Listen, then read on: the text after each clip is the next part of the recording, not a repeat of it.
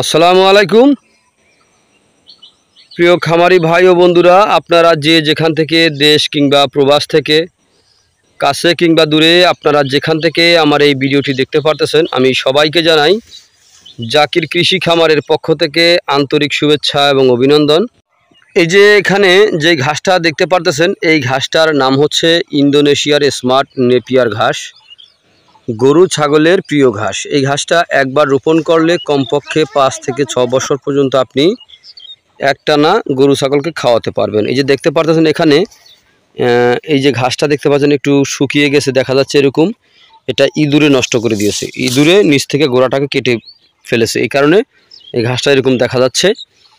তো দেখেন এই ঘাসটা কিন্তু পাতা অনেক বেশি হয়ে থাকে, এই ঘাসের পাতা অনেক বেশি, এই ঘাসটা নরম।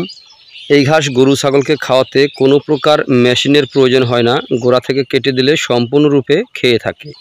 এই যে দেখেন এই ঘাসটা একবার কাটার পরে কি পরিমাণে চারাগুলি বের হয়েছে, প্রচুর পরিমাণে চারা বের হয়েছে প্রতিটি ঝোপায়, একটি ঝোপাও আপনার মিস হয়নি। এরকমভাবে প্রত্যেকটা ঝোপায় কিন্তু একই অবস্থা ঘাসে দেখতে পাচ্ছেন আপনারা। এটাই হচ্ছে ইন্দোনেশিয়ার স্মার্ট নেপিয়ার ঘাস, পাতাযুক্ত নরম রসালো স্বাদযুক্ত ঘাস।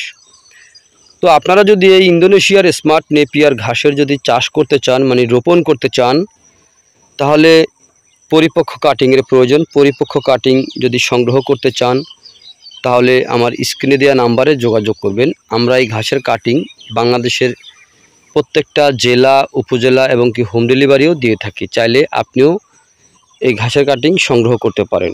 তো প্রিয় বন্ধুরা, এটি কথায় আছে, হাতি পালন করলে আগে কলা গাছ চাষ করতে হয়, আর গরু পালন করতে হলে আগে ঘাস চাষ করতে হয়। গাভীর মুখে দিলে ঘাস, দুধ পাবেন 12 মাস। এটা কিন্তু একটা বাস্তব কথা।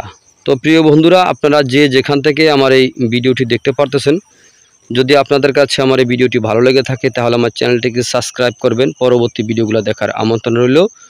তো সকলে ভালো থাকবেন, সুস্থ থাকবেন, আল্লাহ হাফিজ।